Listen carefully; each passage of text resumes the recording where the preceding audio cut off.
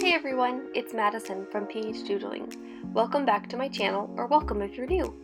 Today I'll be sharing my first 3 weekly spread setups for the month of April. This month, my theme is dogs, in collaboration with my bujo friend Brandi.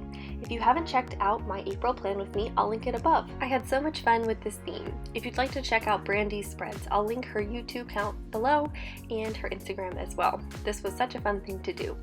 Alright, let's go ahead and get started. This month there are 5 weeks in April. In this video, I'll be setting up the first 3 weeks. For week 1, you can see I've already sketched out my layout in pencil ahead of time. This week I decided to use one of my favorite horizontal layouts. I really like this one just because it offers me a lot of space to write my daily tasks in my boxes every month. I decided to incorporate some of those cute dogs with their backs all lined up down at the bottom. I really thought they were so fun, and I also incorporated a lot of those paw prints and of course a little dog house as well. And I wrote Gus's name because I thought that was very fitting. I had a lot of fun drawing these paw prints. I didn't really ever outline them, I just completely used my Tombow marker to color and fill them in. It kind of skipped a step and went a little bit quicker. I really enjoyed using more of these neutral colors. I usually tend to pick more bright and fun, vibrant colors, but this was a really great chance to use some of those more muted tones, and they really came together very, very well. You can see I'm now outlining the boxes for the more structural elements of this layout. I decided to actually use one of my Tombow markers, my light brown, because I wanted to incorporate more color instead of using the black. And I think it kind of just adds a little bit more softness to the layout overall. I then went ahead and just used my handwriting font to simply write in the dates and the days. Completed my little monthly calendar up in the top corner, and this layout is done. It was a very quick one to complete, but it's really, really cute and I can't wait to use it. Moving on now to the second week. This is another one of my favorite spreads where I take each page and divide it into 4 boxes. And then in each of those boxes, I incorporate a doodle or 2 from my theme this month. This is a really great way to incorporate some of the smaller elements from your theme throughout the rest of your weekly spread setups.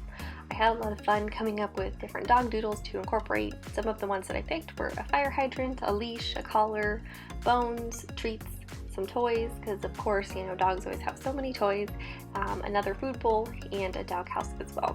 And then again, I decided to add more of those paw print elements. I tried to make them kind of look like they were walking off the page, like someone potentially walked across it.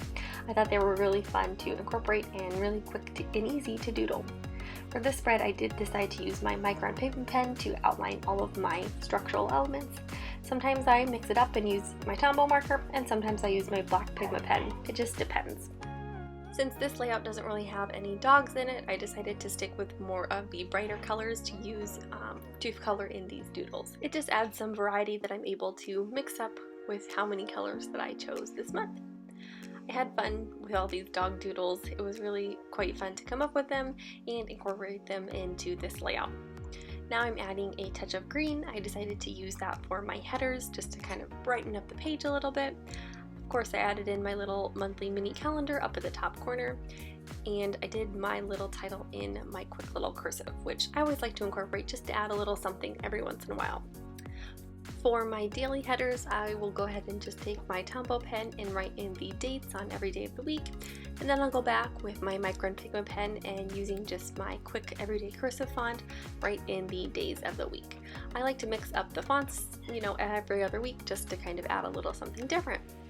And there you have, the second weekly spread is done as well. This was also a very quick spread setup, but it's, you know, it has a lot of different elements which will be very useful for my planning during the upcoming week. Alright, moving on to the third and final spread setup for this video. I'm using another one of my favorite layouts.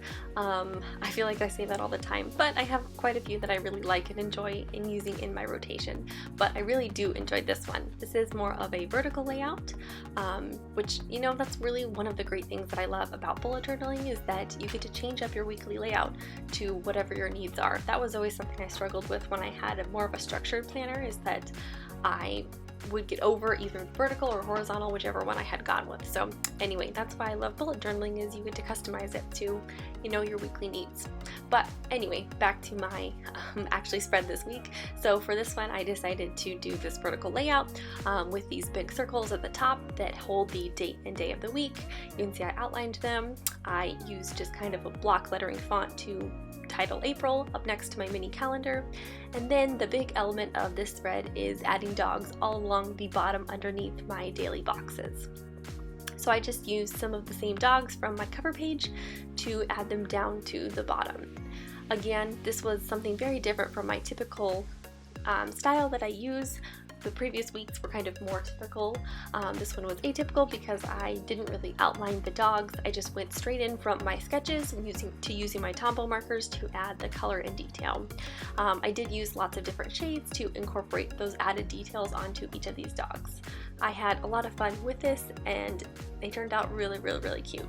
And to be honest, they were actually really quick to do. I think it was because I was just adding in blocks of color, and so it really didn't take me that long to create these dogs on this spread or even on my cover page. To tie it all together, I just added a quote up at the top that reads, "Home is where my dog is," because that's how I feel. So this spread is done. Let's take a quick flip through of these weekly spread setups. I had so much fun creating these layouts with this adorable dog theme, and I hope you enjoyed it too. If you liked this video, please be sure to give it a thumbs up and don't forget to hit subscribe. Thank you so much for watching. Happy doodling!